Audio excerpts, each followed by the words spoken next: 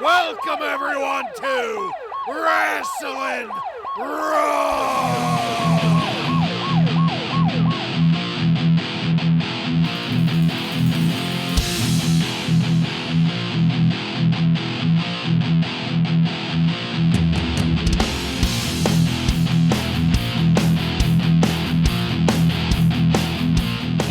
You're listening to Wrasslin Raw, the podcast that takes you back to when the World Wrestling Federation developed a little bit of an attitude. Thank you for joining us. You're here with Ryan Arico. No one's going to eliminate Mil Mascaras?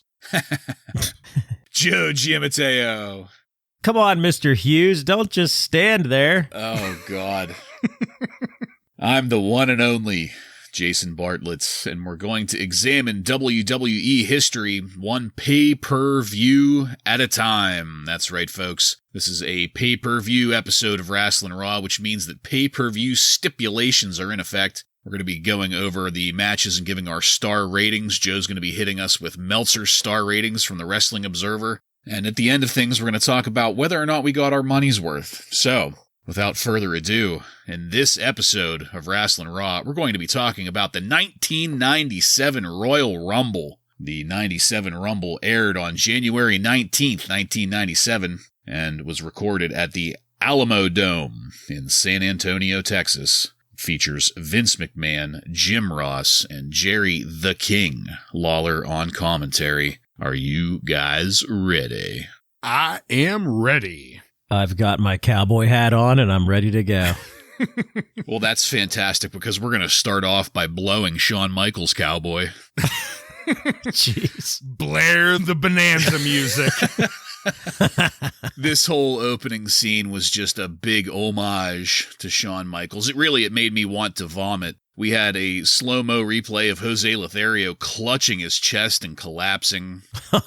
Give it to him. Give it to him. And a voiceover saying things like, "That night, the boy toy grew up, displaying passion and humanity." They were really putting over Shawn Michaels and Innocence Lost here. But Shawn returned to San Antonio as a man. We have that to look forward to tonight. It was good to see JR on the call here as we went into our first match of the night.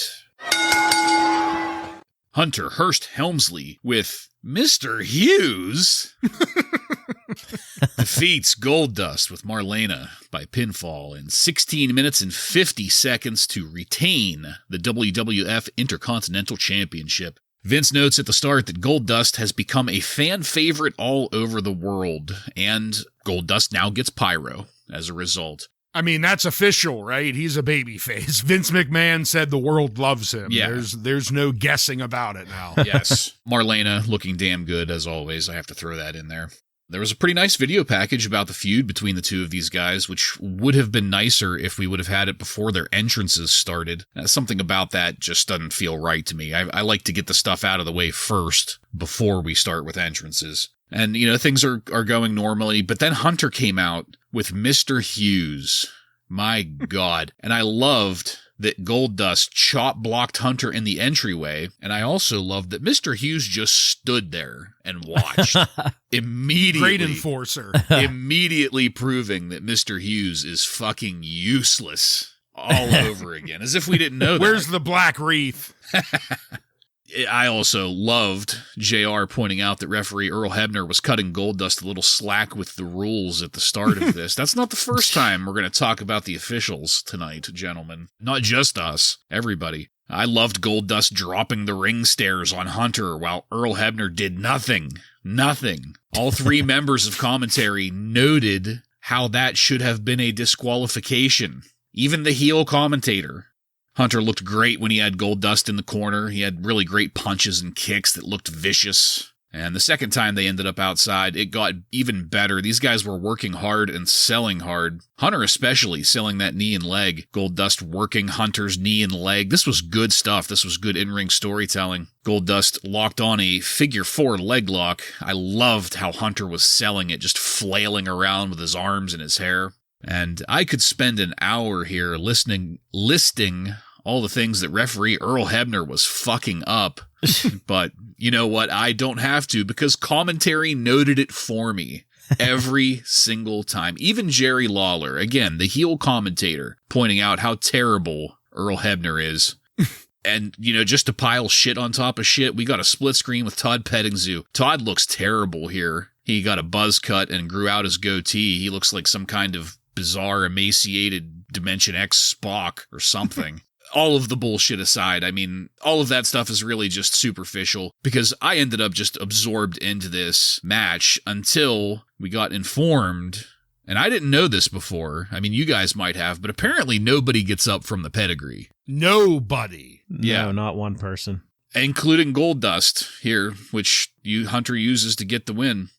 I can't take anything at all away from the action in the ring here. Hunter Hearst Helmsley versus Goldust lived up to my expectations in every way. However, the problems here were all in the officiating, and we joke about it a lot on this podcast, but in a case like this, we're practically getting our noses rubbed in it, especially with commentary pointing it all out. It's like nothing fucking matters at all. And this is one of those cases where I'd kind of prefer them to just pretend like it's not happening at all. At least just let us note it. Them pointing it out just makes it that much worse.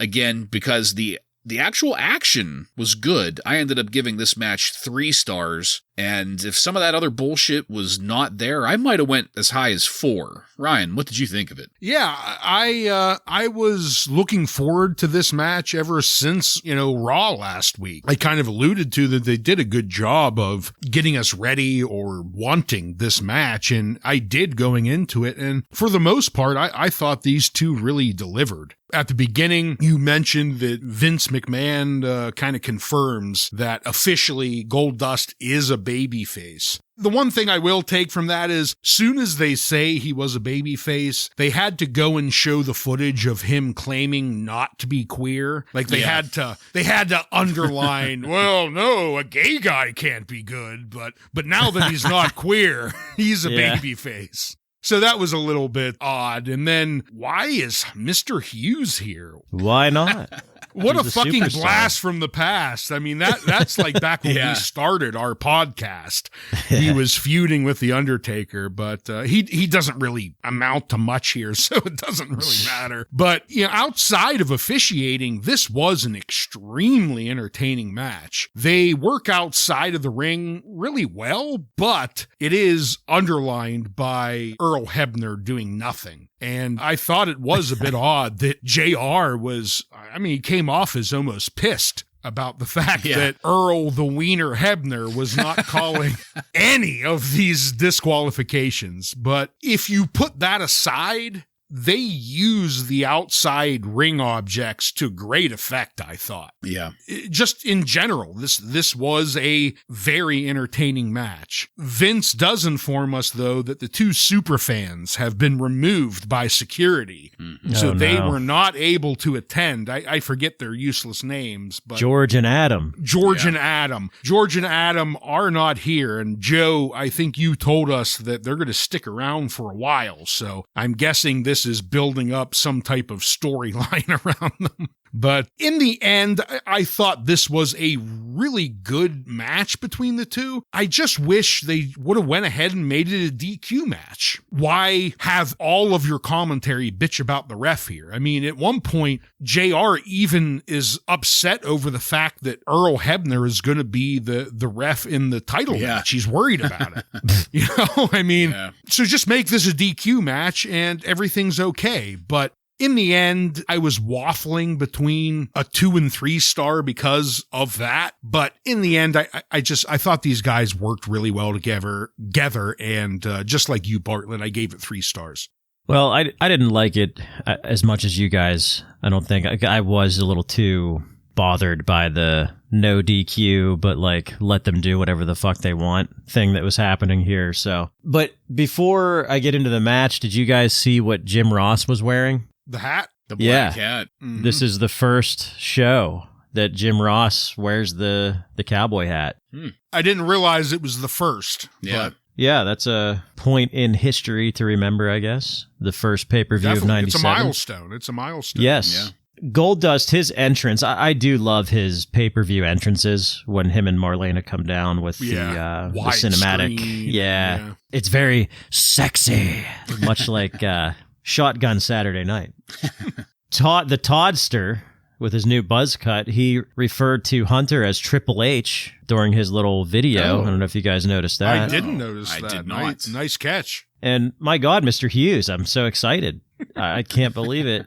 Yeah, you're right. It's funny. He's just immediately useless. Goldust attacks his guy that he's supposed to be protecting. He literally does nothing the entire match. Yeah. They were at his feet in the end. It's not like he didn't catch up to them. Goldust tackles Hunter, and they are literally fighting at Mr. Hughes' feet. Mr. Hughes had to look down to look at the action.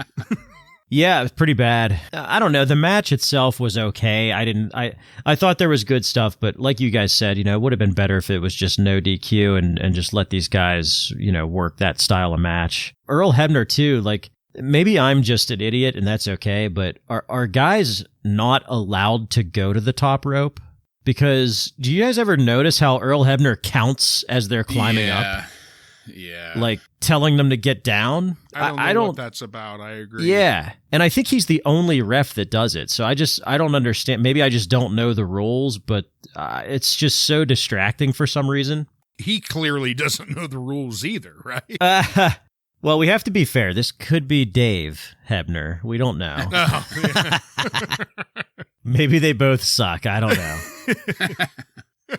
This match was not as good as I thought it would be. I thought it would be a lot better. It was the first match of the night, and I thought it could have been a little bit better, or like we said, maybe just the no DQ. So I did go with 2 stars on this. Okay, well, what'd Meltzer think of it? Dave also gave this 2 stars. He says Helmsley has potential, but at this point he is being pushed only on potential and politics, and because he's got a good head of hair.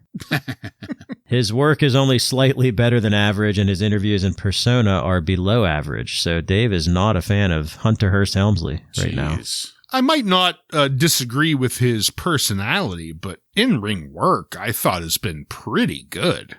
Yeah. Yeah. Hopefully that opinion will change once we progress past the blue blood thing, Sure.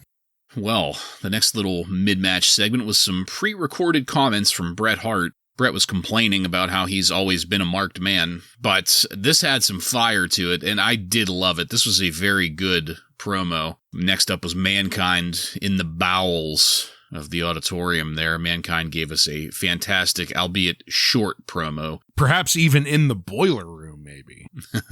Both of these promos were getting these guys ready to enter the Rumble later on tonight. So that comes later, though. There's something else that we need to sort out. It's an issue that's been brewing, and it's going to come to a head in our next match. Ahmed Johnson defeats Farooq by disqualification in 8 minutes and 48 seconds. First note, Jesus, I hate PG-13. They need to get the fuck out of here. Terrible. Absolutely terrible. The nation as a whole looks good, though, especially Farooq. My God, the presence that man has in that ring, surrounded by a whole bunch of people that have none at all. Nameless, faceless guys surrounding him. But he does. He looks like a legitimate leader in there. Yeah, the nameless, faceless guys around him only amplify his presence. It's amazing. I love that hard camera shot of the whole group up there throwing the fist up. Oh, man, it's good shit. We got a video package of the history of the feud, just like we did with our last match, and I was honestly surprised that they would show footage of Gladiator Farooq, and just like he one day decided to not be a gladiator anymore. As if that's one a day lifestyle he you shed can give the up. turquoise. Yeah, we'll pretend it never happened. Here's a rhetorical question. How many different knee pads can Ahmed Johnson fit on each leg? About 5 or 6 each? I don't know. He's got knee pads from ankle to crotch. And a Speedo. And the Speedo. This match just felt off from the start, namely because Farooq was begging off of Ahmed. Unbelievable. I just can't, with that presence that he has, I cannot believe that Farooq can convincingly do a chicken shit heel thing. Yeah. It's just, and that's nothing against Farooq. It's just, he's so fucking badass. He can't be a chicken shit. Yeah, he's just, he doesn't fit the role. He just doesn't fit it. And then the belt spot that was in this match, Ahmed Johnson pulled a belt off of somebody and whipped the shit out of Farooq with it. It was a bit much. I didn't feel like that really had a good place in it felt out of place, I guess is a better way of putting it in this. I mean, I know they're supposed to be hating each other, and you can tell that they do, but they didn't need to do that. Farooq dropped Ahmed on the back of a chair straight onto his kidney. God damn, pal, that looked rough. I couldn't tell, just how much Ahmed's previous kidney problems were legitimate, because they worked that angle really well. So all of this focus on the kidney in this match was really interesting to watch, and it made it feel a lot more serious. And just really the amount of blows that Farooq was putting onto Ahmed's kidney area was kind of shocking to me. I was a little surprised that they would go that hard into it. And like I said, it just kind of added a sense of danger to the match. I loved Farooq working the crowd in between spots by flexing and yelling, "Who the baddest man here?" That was fucking awesome. And that kept going. Farooq was really, really drawing the heat throughout this match. It was great. But then something happened, and the Nation members charged the ring, drawing the DQ finish. Kind of anticlimactic, I think, but one great thing, in the aftermath, JR said, "That's one big bad Johnson." Ahmed put a Nation stooge through the French announce table, which was a really rough-looking spot. That guy got fucking decimated. Ray Rougeau was shocked. Ray and who was the other one? Jacques Sr. Jacques, man, his kid looks just like him. Yeah. Jacques was the other Quebecer, right? Yeah. The Mountie, yeah. Yeah. And that's the end of this segment. I can't really put this over too much because Ahmed Johnson, in my opinion, really looks best when he's blasting pink-shirted jobbers through doors, not pretending to punk out Farooq. I gave this 1 star based purely on Farouk's presence and ability to work the crowd, because the actual match in the ring I didn't think was all that great. Joe, what did you think of this? Well, I didn't hate it. I didn't love it. Kind of in between. But, this is the first time we're seeing Ahmed Johnson in several months in the ring. So I'm kind of giving him the benefit of the doubt here. But, it's kind of long-term storytelling as well going on in this match. But much like the first match, we get some kind of anything goes here. We got the whipping with the belt. We have Farooq with a chair. But, guys, when Crush comes into the ring, that's what gets the DQ, right? Everybody wants it to stop when Crush shows up. Yeah, exactly. So that was a little ridiculous. But, the other thing is, and you pointed it out, how the Nation of Domination looks badass because of Farooq. But in this situation, I'm kind of surprised that they made the Nation look like a bunch of schmucks. Like Ahmed, one man, just destroyed the Nation of Domination in this. Not very dominant. No. Yeah. And it was just a little surprising just because of that presence that Farooq has. That it was surprising. Like you guys said, the chicken shit heel stuff is not really fitting for Farooq, but that's what they went with here. I gave this 2 stars, just like the first match. Like I said, nothing terrible, but kind of the same distractions.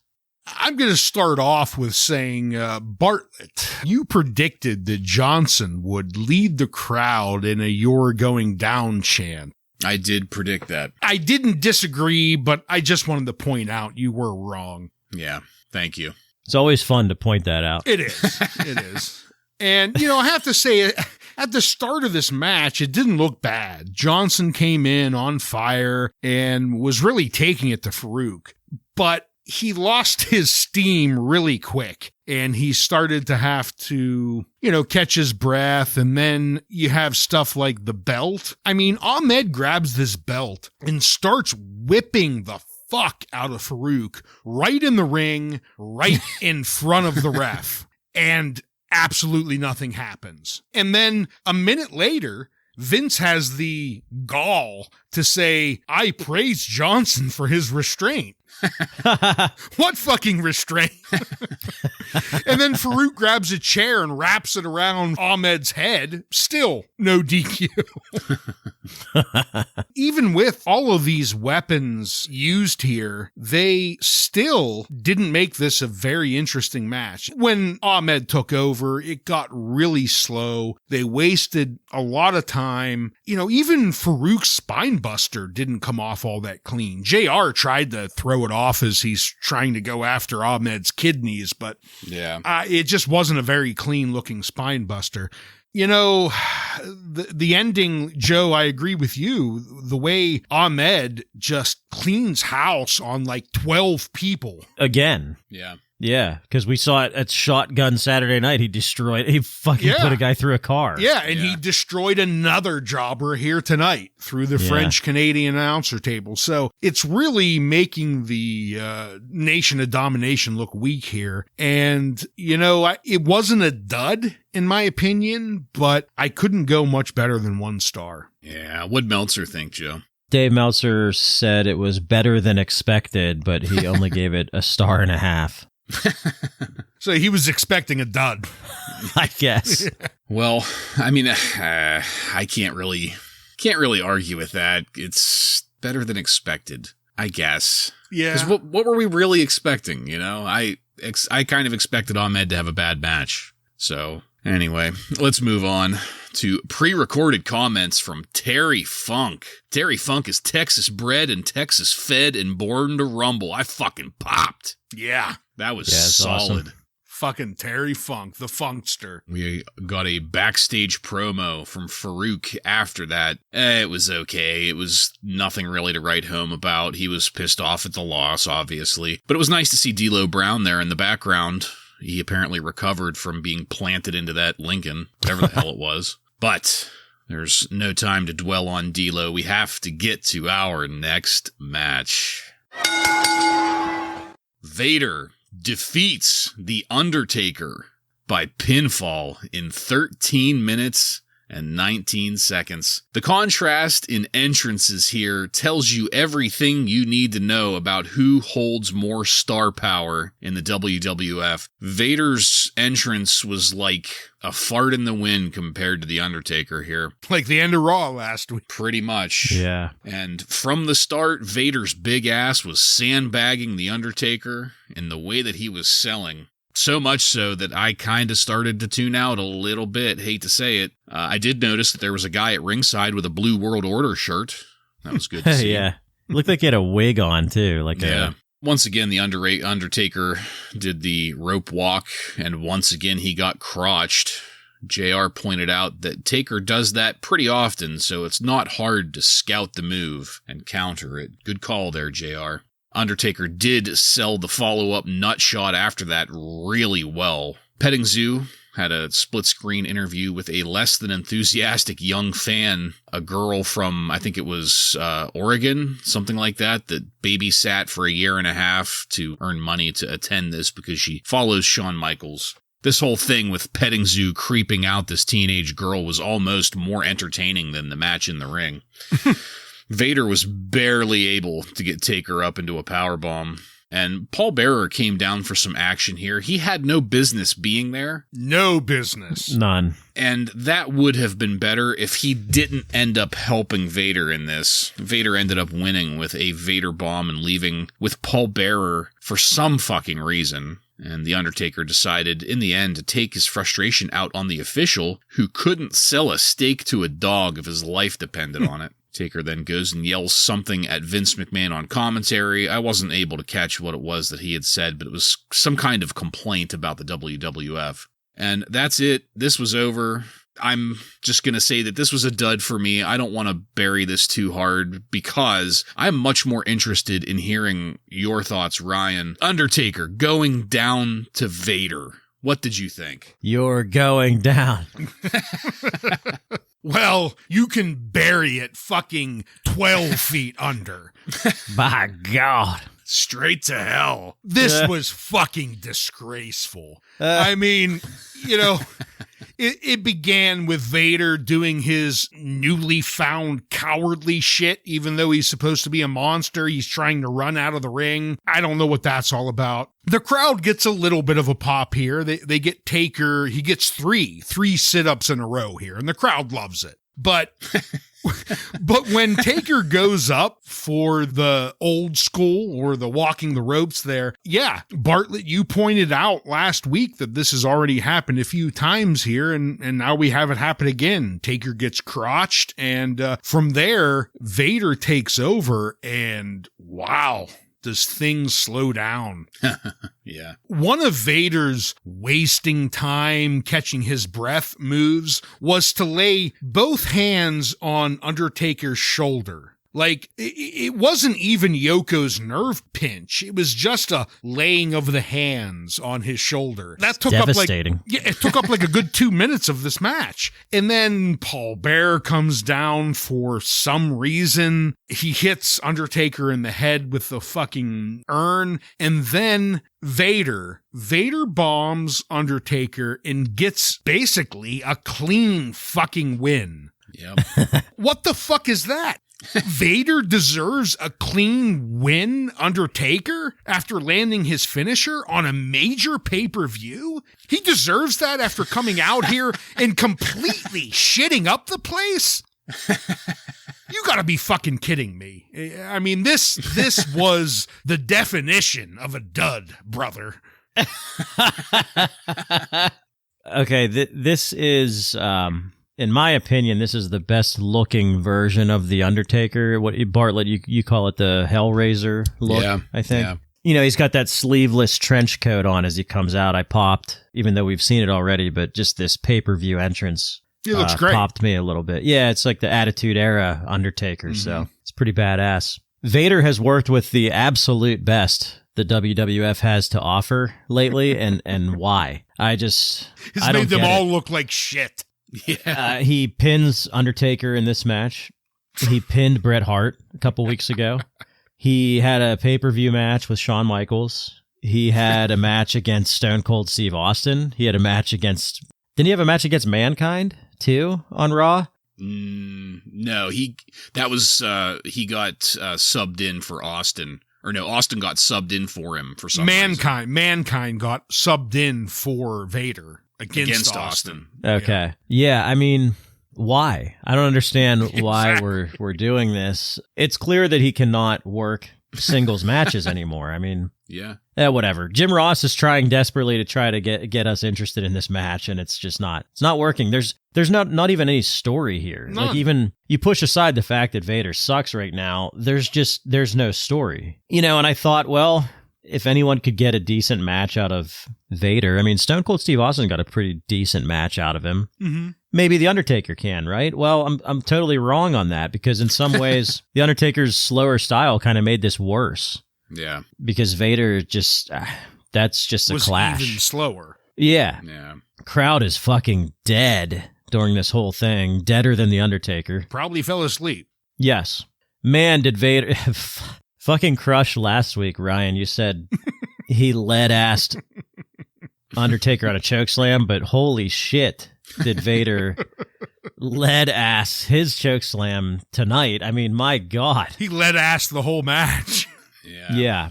Paul Bearer might be better than Vader in the ring at this point, I think, based on what we saw. But unfortunately, Paul Bearer probably needs double knee surgery after jumping off that apron like that. Ooh, Yeah. That looked ugly. You know, Paul Bearer taking Vader out of the ring and, you know, leading him to the back there. I guess this is like one last-ditch effort to try to get something out of Vader, How putting many him times with Paul can Bearer. you try, though? I mean, Yeah. It's not going to work, but, Yeah. you know, they're trying to get their money's worth, I guess. I don't know, which we did not get our money's worth here, but we'll talk about that later. not to, you know, show your hand. Yeah, well, this match, we did not get our fucking money's worth. I know that. No. Paul, the most beautiful man in wrestling, Paul Bearer, he saved this from a dud for me. I give it 1 star. Oh, how generous of you. Yeah. What'd Meltzer think? Very kind. He's a little bit more generous than me. He gave it 1.25 stars. He mentioned this was not a good match at all. Well, oh, God damn it. All right, so why then is it not a dud? If it's not, okay. If whatever. it's not good at all, isn't that a dud? Yeah. Well, I mean, I suppose, yeah, maybe he just got excited to see Paul Bearer. I don't know. Yeah. Or Vader, yeah. Yeah. All right, let's go to something that makes sense. How about backstage with Steve Austin? This was a great Stone Cold promo. It sounded fantastic. And then footage of the British Bulldog arriving to the arena earlier in the day. The Bulldog called himself bizarre here, I think. Yeah, did what he? the fuck? Yeah, I was just like, huh? I mean, maybe he was referring to the fanny pack? Well, I mean, it got even more bizarre as some crazy techno music took us into our next match. Whew. El Kenneck, I apologize to anybody whose name I'm about to butcher. El Kenneck, Hector Garza, and Perro Aguayo defeated Fuerza Guerrera, Heavy Metal, and Jerry Estrada by pinfall in 10 minutes and 56 seconds in a 6-man tag match. This is the match that I've been waiting for. Just kidding. Not at all. It was pretty much impossible for me to get into this match as I had no idea who any of these people were. I haven't been given any reasons to care. I mean, I could just go on and on about how the total and absolute lack of build-up harmed whatever I might have gotten out of this match, but I won't belabor that. With that being said, these guys were certainly skilled for the most part in the lucha style, I guess. That's when they weren't blatantly telegraphing everything they were about to do. But really, that's just me trying to be generous because I can't speak enough about how much I didn't give a shit. Didn't fucking care. And you know what? The people of San Antonio didn't fucking care either. The crowd was silent and sitting on their hands throughout this. At one point, the oldest guy there, I think it was Perro Aguayo, he was doing some rope work back and forth, but then he finished it out by just trotting across the ring and gently stepping through the ropes. Really underwhelming. Just to try to get something positive in here, one of the guys, I think it was maybe Jerry Estrada, did a nice corkscrew splash from the top rope to the outside. That was pretty cool to see. But then it was over. I don't have anything else to add here. Did not give a shit. This was a dud for me. Joe, please, what did you think? Brother, Yeah. this was a good time for this people of San Antonio to go take a piss and get a hot dog and grab a beer. grab a drink right before the Royal Rumble. So perfectly placed. Yeah. Perfectly placed. One guy in this match, I don't know who it is, but he has the most tassels I have ever seen at one time on a wrestler. Out-tasseling Marty Jannetty. Absolutely. Fuerza Guerrera is actually Juventude's dad, by the way. But, you know, speaking of that, it's very clear that half of these guys are, like, I guess young and athletic, but then the other half are clearly old and washed up. Yeah. Out of these 6 guys. I mean, I will say Hector Garza, he was the standout guy for me, but not enough to make me not be bored out of my mind. Well, and I feel like that's the only name that I know as well. Yeah. He had a little time in WCW after this. I was going to say, I knew his name, but no one else. Yeah. Well, and speaking of WCW, so I'm giving this a dud. This could have been, to me, this could have been used as a way to introduce some younger AAA guys, but WCW already has all the good ones. So WWF is just late to the party. This is a dud. Yeah, I mean, this match started and I had no clue who any of these motherfuckers were. You know, I mean, I guess this is collaboration with the whole AAA wrestling thing, but could you have maybe given us just a little bit of a lead into this match? So maybe we're interested in it a fucking shred, but they did nothing. Not even one Raw did they try and introduce these people. And I see the effort they're trying to make here, Joe. Like you said, you know, they want to compete with the cruiserweight division of the WCW currently has, but they're doing it with a bunch of B-rate Mexican wrestlers. They're not doing it with the prime here. And then the way they end it with this guy, Paraguayer? I don't know. He's pushing 80. The motherfucker is a geriatric. He does his finisher, which is a double foot abdominal stomp. And then the geriatric guy wins it. Yeah. And you could tell he like fucked it up too. And then he had to do like a quick elbow drop. Yeah. Zero build up, zero care for this fucking match. I mean, it could be nothing but a dud when you do this little of build up for a match. I mean, for a pay-per-view, and not just any pay-per-view, but one of your cornerstone pay-per-views. A real head scratcher, to be honest.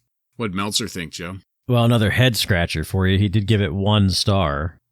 He said this match had no heat at all. Yeah, exactly. He also pointed out the large screen that's, I guess, above the ring that we cannot see on TV. Jumbotron thing. Yeah, the Jumbotron went off until about 90 seconds left in this match, so nobody could see shit. And, I mean, maybe that's a good thing. I don't know. Some subliminal messaging to go hit the pisser now before the rumble starts. Right. Just so you guys know, you both commented on the lack of build-up here. There was a little bit of build-up. That would be the free-for-all, which we don't see it here, but I saw the match card getting ready for the podcast. The free-for-all was wall-to-wall luchadors. Oh. So, yeah, there were like 4 or 5 lucha matches in the free-for-all for this. So none of it had anything to do with this match, so there still wasn't any real build-up. But I just want to ask a question to you, too. I watched pretty much all of the pay-per-views at this point. I said months back that this was a point I was starting to watch religiously. Yeah. And I never once watched the free-for-all. Nope, me neither. Never once. I don't even know what, like, how did you watch that? Was that like part of the pay-per-view? Was that a different channel? I don't know. My understanding, if we go back like a year ago, was it was on the TV Guide channel. Yeah. Oh, okay. Yeah. I remember that. So out of place. I mean, I get what they're trying to do with AAA, and they're right down there in Texas. And yeah, I mean, they want to fill the seats. I mean, it was more of a live crowd thing that they were trying to do. Just build it up a little better. That's it. Yeah, they probably did build it up pretty good in San Antonio or, in Texas, but just not on TV, I guess. Well, everybody that showed up was apparently pretty pissed off at what they got because nobody was reacting to this at all. Well, I guess it makes sense, though, now that you say that the Titantron, not the Titantron, but that thing above the ring that wasn't playing, so. Yeah, and with 60,000 people, you're going to have to rely on that fucking screen quite a bit. Yeah. All right, well, we got to move it on now to the next mid-match segments. This is just putting over the upcoming In Your House. That's going to be on February 16th. Then the Fink gives us the attendance numbers here for the Royal Rumble. 60,477 people. I'm not sure what to think of that, honestly. Well, I'm sure we'll get into that later, Joe, maybe whenever we talk about the Observer numbers, but I don't know. It looked pretty packed, but at the same time, that seems like an awful big number. Maybe just because so many people were silent. I think, if I remember from Raw, that's about 12,000 short of a sellout. I think it was like 72,000 was the max, something like that. Well, that little spot with the Fink there is what takes us into the Royal Rumble match.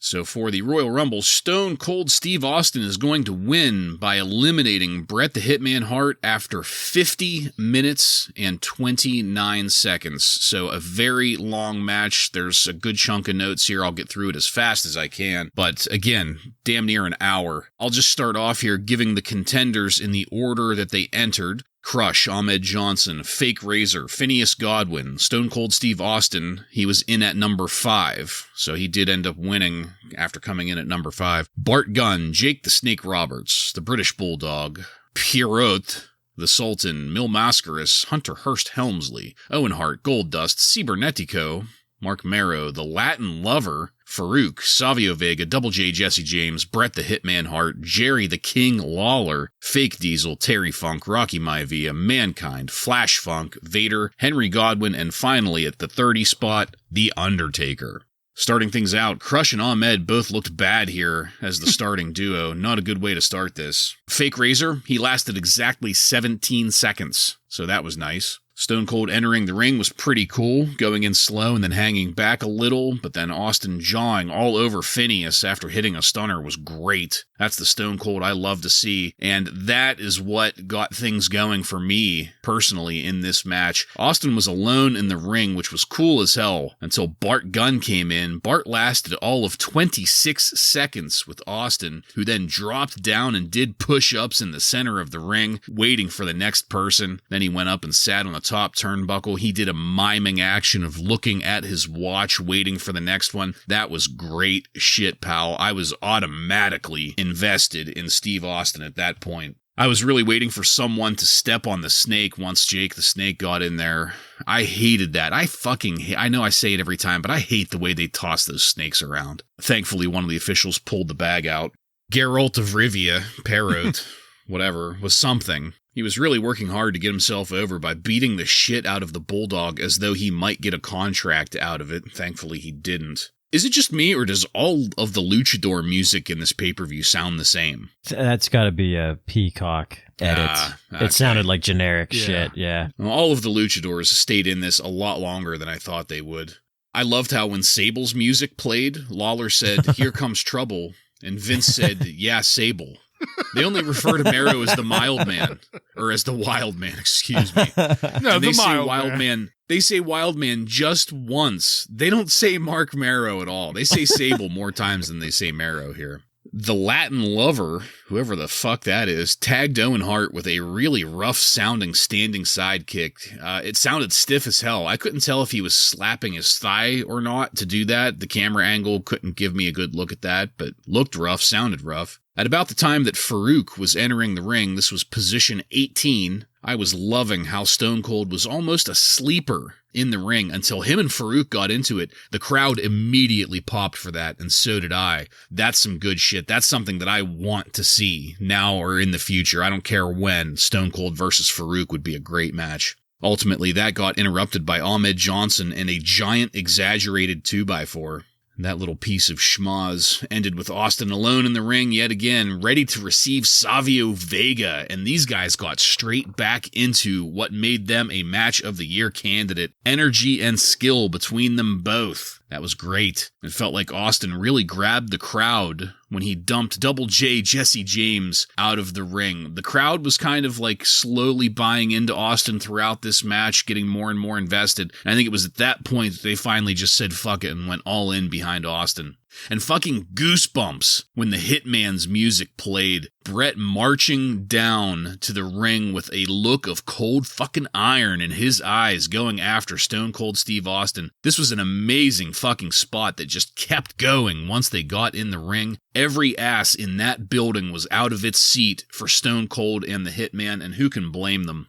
A comedy spot, but I did like Jerry Lawler surprising us all by getting up and entering. He lasted 4 seconds and got right back on commentary. I fucking popped. Who am I kidding? I can't deny it. It was cheesy and it was out of place, and they kept the running joke going with commentary. Yeah. I loved it too. It was good. It was good. That was the only part I liked, was when they were like, Jerry, you were in this match. What? Don't you remember? What are you talking about? Then we got the Texas legend Terry Funk with probably one of the best catchphrases ever, middle-aged and crazy. I love that. We got one of our first glimpses of Rocky versus Stone Cold here. That's an image we would see many times in the future, and it looked damn near the same, in a good way. With everything else going on, Stone Cold and Bret kept the focus even if they were in the background while Fake Diesel was moping around being useless. Right behind him, Bret Hart was hitting Stone Cold with an amazing-looking pile driver. And the interesting twist of Austin being eliminated but then sneaking back in was a surprise. I had forgotten about that. And it just gives great credence to Bret calling the WWF a lawless promotion, even as Bret loses his shit and starts tossing referees after Stone Cold is declared the victor here. Brett then goes over and accosts Vince McMahon, yelling that he needs to do something about it. Overall, what a great fucking finish. Guys, I had seen this before, but I had forgotten all of these little details. This refresher just clarified to me. This is, in my opinion, the best Royal Rumble match we've seen in our viewing for the podcast here, and it's probably safe to say that this is one of the best Royal Rumble matches ever, solely because of Stone Cold Steve Austin and Bret the Hitman Hart. I gave this a solid 4 stars. Ryan, what did you think of it? So I'm going to start off with saying I've been pretty forward with the fact that I hate Royal Rumble matches. Yeah. They are my least favorite pay-per-views. But holy shit, did Stone Cold make this worth watching? I thought you were going to say you loved this one because Crush was the number one entrant. No, when Crush came out as number 1 against Ahmed Johnson, I was like, oh, well, this ain't going well. But then Razor got tossed out really quick. I said, well, maybe that's the end of fake Razor and fake Diesel. And then when Stone Cold came in, and he was a fucking man on fire when he came in. And, you know, this was 100% Stone Cold. When he gave Phineas that stunner and then got right up in his face, motherfucking him, and then violently threw him the fuck out of the ring, I was popping my ass off. And then it didn't matter who came in. Bart Gunn came in. Stone Cold said, fuck you, you're going out in a second. Jake the Snake, he came in. We don't even get to see him get eliminated. Stone Cold just throws him the fuck out of the ring.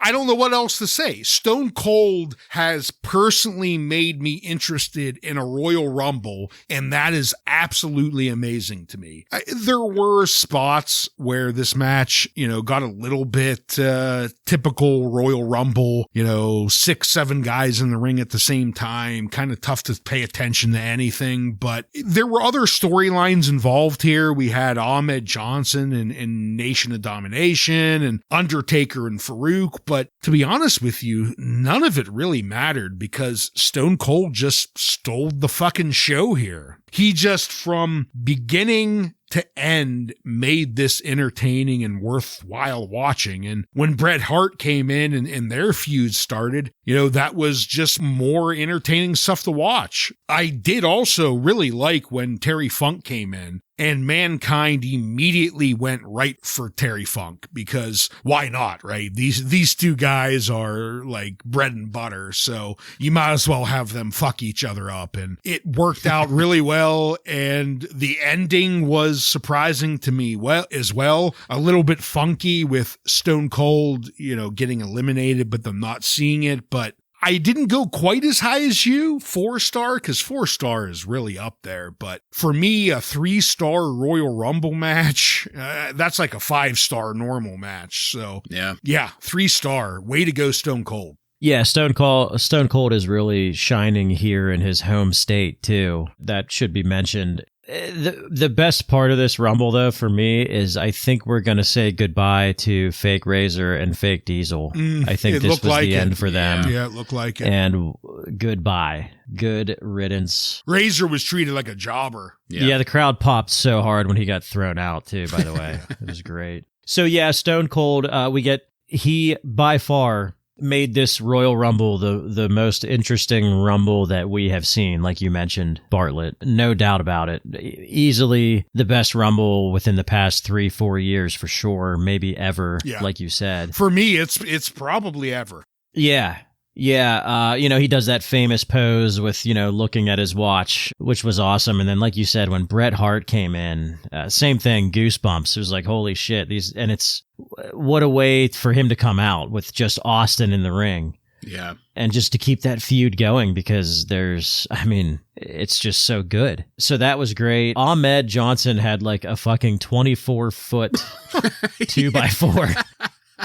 And he lightly laid it onto Farooq. I was just going to say, that did not work for me, brother. No. He could have used that thing to push a boat through Venice. Right.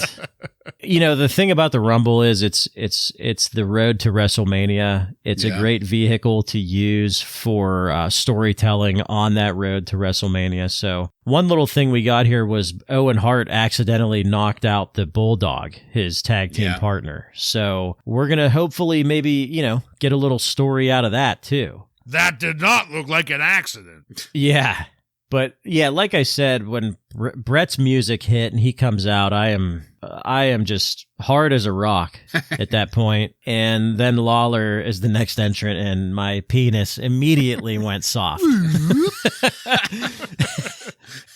But thankfully, he was eliminated right away, and they did make up for it by doing the cheesy running joke. So that was good. It was like a Mortal Kombat uppercut. Put him out of the ring. Yeah. Like lifted him off both feet. Yeah. He just casually walked back over to the table and put the headset back on and sat down. Yeah. It was good. I like that spot. Couple other things you guys mentioned. We get our first taste of Austin versus The Rock here with them trading blows, which was great. Terry Funk and Mankind. I mean, that was just great stuff to see. I actually forgot that Dory Funk Jr. was in last year's Rumble. You remember that? Me too. But which was not very good. But No. Terry Funk had a really good showing here, and it was really fun seeing him go at it with Mick Foley for sure. So here's my problem that I have with this Royal Rumble match, and that's the finish. And to kind of rewind back to the Iron Man match. So you're telling me that Gorilla Monsoon can come out and change the rules of an Iron Man match, but he can't come out and say, hey, this keeps going. The referee made a mistake. Like, I don't know. I don't understand. I mean, I understand why they're doing this. They're keeping that story going between Austin and Bret Hart, which really is great. You know, Bret Hart is fed up with the WWF, and it's very clear, and that's where they're going with it, and it's going to be awesome. But this finish just, I don't know, this finish just kind of bothered me for that reason. So, but I still give it 3 stars. I thought this was very entertaining. Austin was fantastic, and we got to see Foley and Funk, and we got a little bit of Rock and Austin, and obviously the stuff with Bret was great. One thing I do want to mention with Lawler, he tried to address the issue that you have, and he brought up the fact that, well, you know, there's bad calls in football and baseball games all the time, and you just have to move forward, and that's what happens. Right. So I like that he did that, but I do agree with you. You know, it does leave a little bit of a bad taste in your mouth. And I wonder if they're going somewhere with this, because every match had some kind of interference or referee fuck up somewhere. Yeah. So maybe they're going somewhere with that. But I do have to say, one thing I didn't mention was how much I loved when Stone Cold, I don't know, it was like in the middle of the Rumble, he eliminated everyone, and he's just exhausted, laying on the mat, and he's giving the wave on, give me fucking more, give me more. Right. Yeah. It was fucking great. Just way to go, Austin. Yeah. What'd Meltzer think of this? Dave Meltzer gave it 3 stars. He said this was not one of the better Rumbles, but also not one of the worst.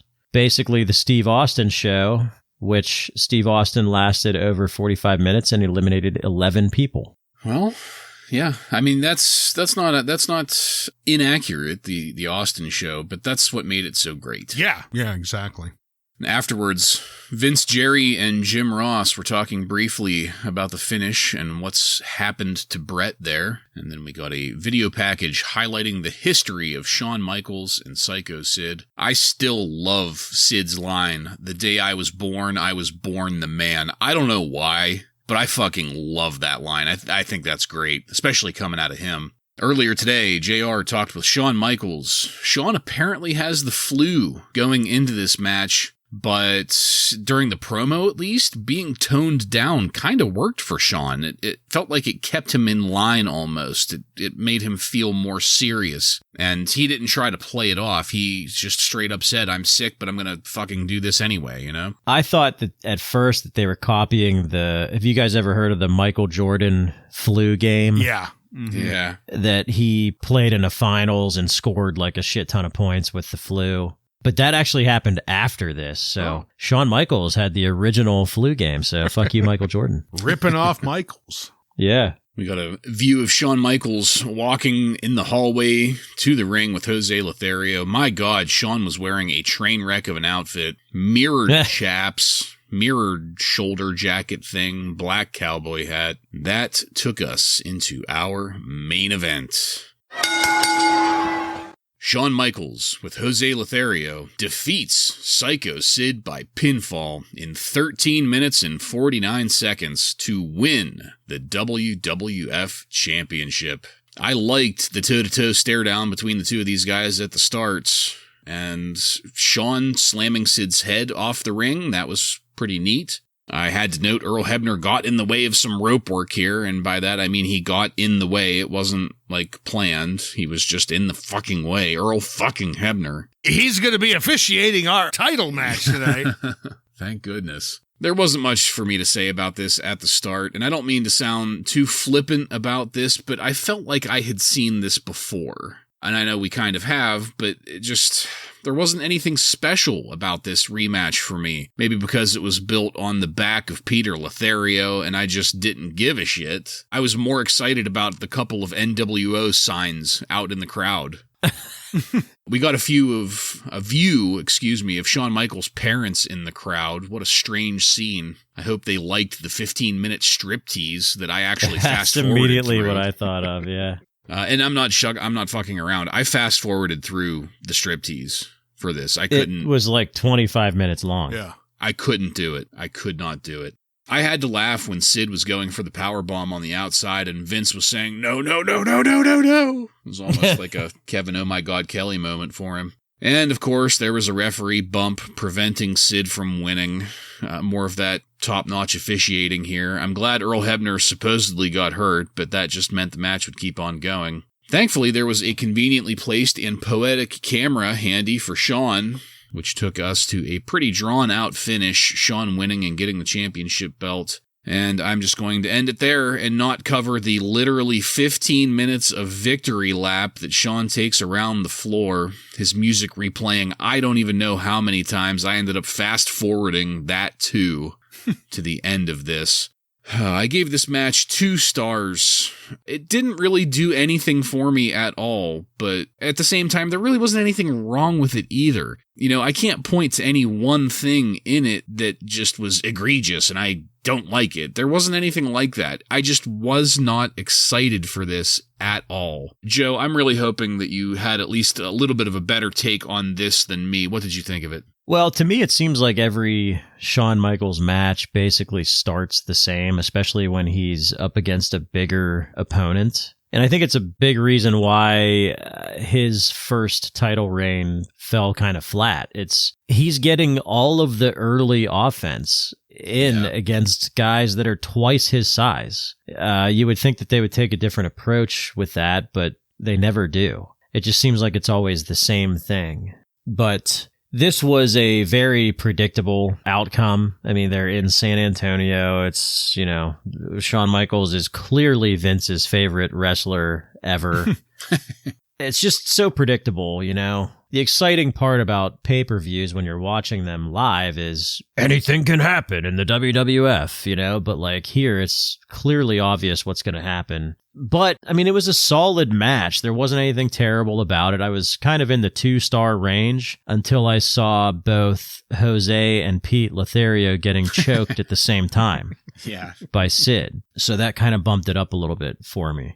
And also, as we have learned, the camera, it does not have much effect unless you strike your opponent in the chest. Yeah. So if you hit them in the back or the head, it will not hurt them at all. It has to be in the chest. Yes. Well, that's for the full cardiac arrest. Mm-hmm. Why the fuck was Jose there? I know we've been asking this for a long time, but we were told that this is his last time at Shawn Michaels' corner. So we were. Yeah. Okay. Vince McMahon says Jose Lothario made that comment before the match. This will be the last time he is in his corner. Let's hope it's true. True or not, I mean, this man, we were told, died 2 months ago at the hands of Sid, and he's just out there again. I don't know. If some guy that twice my size almost kills me, I'm probably going to avoid that person. forever. But yeah, 3 stars, mainly because of that double choke. I really enjoyed that. I mean, this match wasn't terrible, but it wasn't as good as their last one, and that was pretty clear right out of the gate. There were just certain things that Sid was doing that weren't quite as smooth as the last time they met up together. And things like he tried to catch Shawn in midair to reverse him into a slam, and it just looked really ugly. Yeah. And as big as a guy as Sid is, that shouldn't have been any problem for him, I wouldn't think. And they inform us Michaels has the flu, so I guess he's the most resilient here. But Shawn didn't look bad, but just, I don't know, everything didn't really come off as a pay-per-view caliber match to me. Yeah. And that kind of went through the whole match. You know, at the end, Shawn Michaels, he hit Sid with the 185-pound camera, and he gets the victory here. And, if you're building this guy up as the baby face, I understand this is retribution for Sid hitting Jose, but why even have him do that? Especially since he doesn't win from it. He has to hit the sweet chin music to actually get the victory. I don't know, just altogether, this felt like a sequel to a better match. The last match, I think we said, was Sid's best match he had. Yeah. And this one was not. Just like many sequels, this one disappointed, and to me, only pulled out a 2-star. Joe, what'd Meltzer think of the main event here? Pulled out a 2-star for Dave Meltzer as well.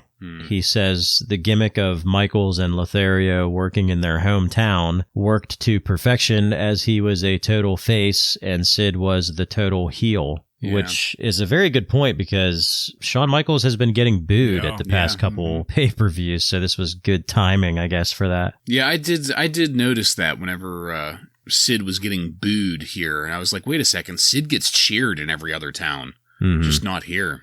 All right, well, as I said, that ended our pay-per-view, so now we need to discuss the most important question of all. At a premium price of $29.95, did you get your money's worth?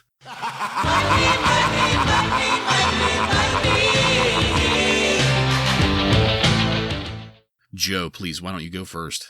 This is kind of tough, but also not really. I mean, I gave every match no more than 3 stars in this. I really liked the Rumble match, but I didn't really like any of the other matches that much. So I am going to say no, I did not get my money's worth at that price.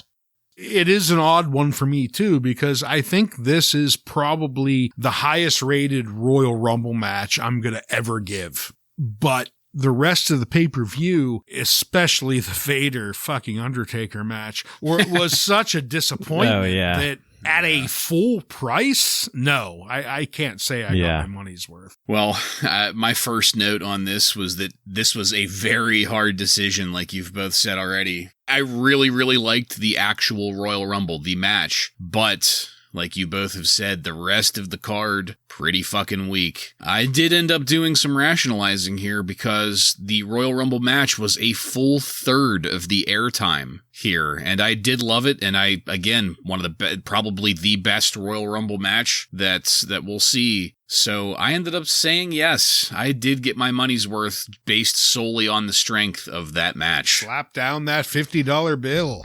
Yeah, right. Well, Joseph, do you have some numbers from the Observer for us?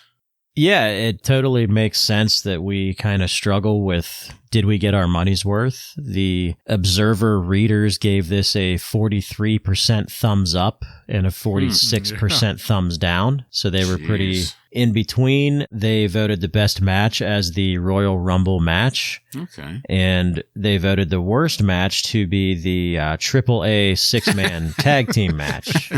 Well, it's just expected, And speaking of AAA, we were talking about the attendance earlier. This was the second largest paid attendance in the history of pro wrestling in the United States. Wow. The only larger, well, up to this point anyway. The only larger WrestleMania 3. paid attendance was WrestleMania 3, which was Hulk and Andre at the Pontiac Silverdome, brother. 93,000. The very first Yes, sir. pirated pay-per-view on my black box. Nice. Dave Meltzer has some general comments about the show. He says, from a quality match standpoint, this was not a good show. The Rumble match was a one-man show with nobody else even making a dent. He says Shawn Michaels had his worst pay-per-view match in several years, although it came off well as a spectacle in his hometown. The only finish on the show that did not have interference or a referee screw-up was the AAA six-man tag team match. The one everyone cared about. Oh, that's Yeah. great. I didn't even realize that. That's fucking great. Yep. A good catch by Dave Meltzer there. Yeah. And that's where we'll end it. That is all. Thank you, Joseph. And that is it, folks. We are done with this one. I want to thank you again for joining us. If you like what we're doing here and want to connect with us, you can email us at WRASSLINRAW. Just add @gmail.com to the end of that to submit questions or comments. Check us out on social media and on every podcast subscription platform. While you're there, don't forget to follow and subscribe to get every episode of Wrasslin Raw coming to you every week. Give us a 5-star review and let your friends know how much cooler they would be if they became Rawheads like you and me. Next week on Wrasslin Raw, we're going to take a look at the Raw that aired on January 20th, 1997. And I'm changing it up here a little bit tonight because rather than just list a couple of random names off the match card that we're going to see, I'm going to give us a match that we are going to see because I've mentioned it a couple times here in the past. And it feels like this is the last-ditch effort at any kind of optimism I have for the tag team division. Next week, we're going to see Owen Hart and the British Bulldog in a non-title match against Furnace and LaFawn. Non-title? Yeah. Jesus fucking Christ. So, I mean, if there's anything to be done with the tag team division, it's going to happen there. And it's going to be non-title. Yeah. So, well, you know, I'll take what I can get at this point. Besides that match, we'll also have many more. So, for Joe and Ryan, I'm Jason, and this has been Wrasslin' Raw.